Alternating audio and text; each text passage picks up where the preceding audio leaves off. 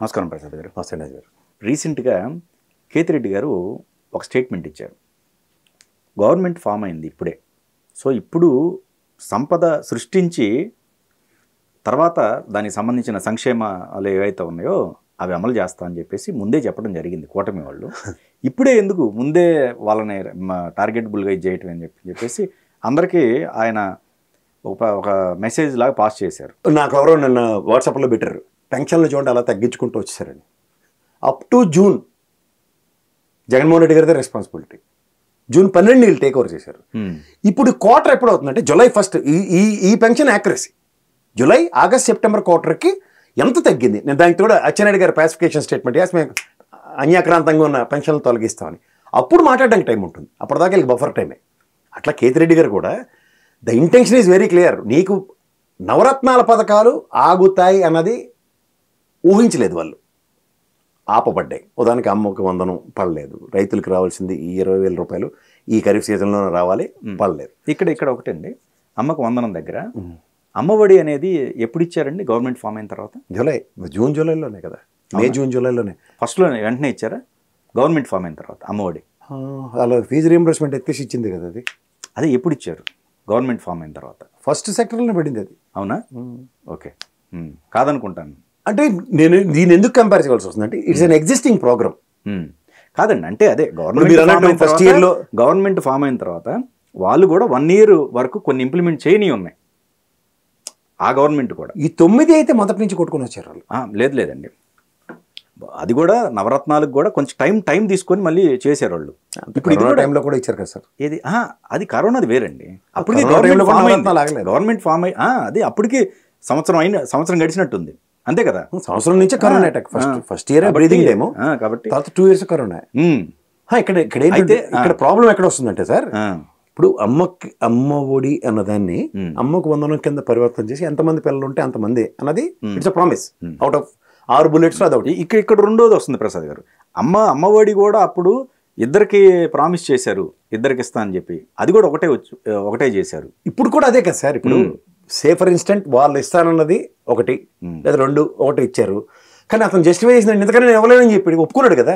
ఆయన మేనిఫెస్టో కూడా ఏం చెప్పాడు, ఈసారి 2కి ఇస్తాను 3కి ఇస్తాను ఆయన వేనపాట్లేలే కదా.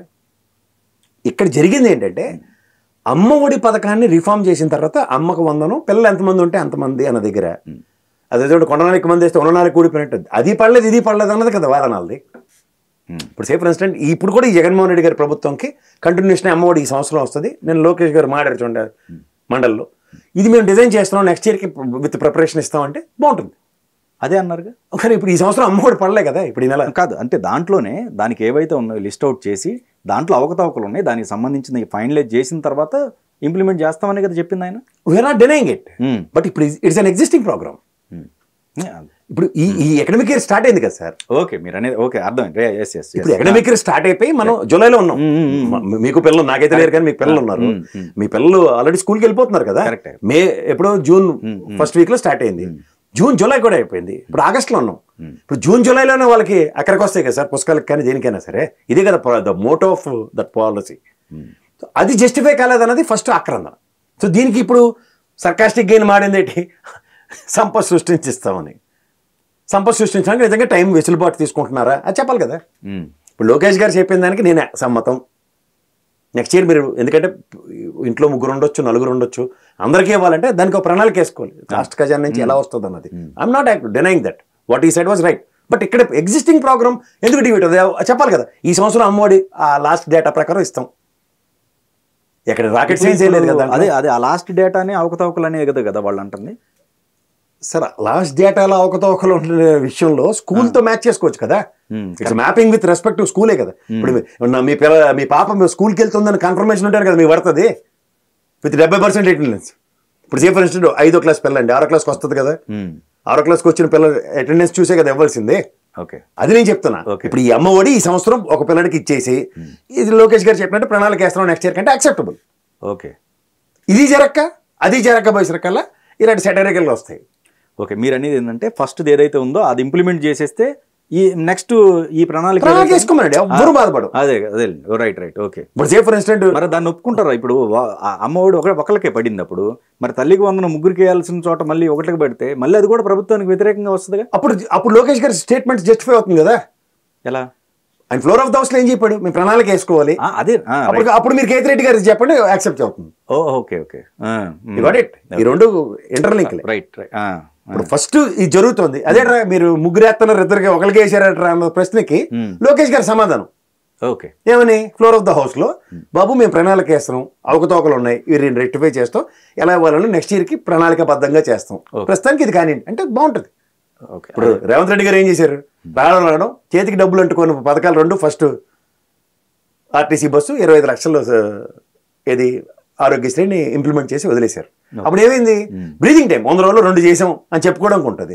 ఇప్పుడు ఇక్కడ సంక్షేమం అంటే ఓన్లీ పెన్షన్ ఇస్తున్నారు, మిగిలిన 6 ఎగ్జిక్యూషన్కి వచ్చారు కల్లా. ఫ్లోర్ ఆఫ్ ద హౌస్ లో నాదెళ్ల మనోహర్ గారు 3 సిలిండర్ల గురించి మాట్లాడింది, లోకేష్ గారు మాట్లాడింది, ఇవన్నీ అట్రిబ్యూట్ అవుతుంది. వాళ్ళు ఇస్తామని అంటున్నారు, ప్రామిస్ చేసింది నేను చెప్తుంది అదే సార్. ఇప్పుడు గతంలో మీకు ఇంకో విషయం చెప్తాను, నిరుద్యోగ భృతి అన్నారు, పెన్షన్ గతంలో పెంచింది తెలుగుదేశం గవర్నమెంట్ 2019లో, జస్ట్ లాస్ట్ 3 months ఇచ్చారు ఎలక్షన్స్ ముందు. అట్లా ఇప్పుడు ఎలక్షన్స్ ముందు ఇచ్చే కార్యక్రమం కాదు కదా, it's a promise which need to be delivered for the next 5 years. అదే కదా ఎలక్షన్ మేనిఫెస్టో పర్పస్. సో పర్పస్కి ఇప్పుడు వీళ్ళు సే ఫర్ ఇన్స్టెంట్ ఇప్పుడు నిజంగా చెప్పాలంటే ఫైనాన్సెస్ అంత ఏమి స్ట్రెంథన్గా లేవు, అది జగన్మోహన్ రెడ్డి గారు చెప్పారు, వీళ్ళు నెత్తికి భారం వేసుకున్నారు, ఎంతమంది పిల్లలు ఉంటే అంతమందికి ఇస్తాను, దానికి ప్రణాళిక కావాలని చెప్పమనండి. ఎందుకంటే స్టేట్ ఫైనాన్సెస్ దీనికి అనుగుణంగా లేవు, మేము ఖచ్చితంగా నెక్స్ట్ ఇయర్కి ప్లాన్ చేస్తామని చెప్పమనండి, అప్పుడు ఆగుతుంది ఒక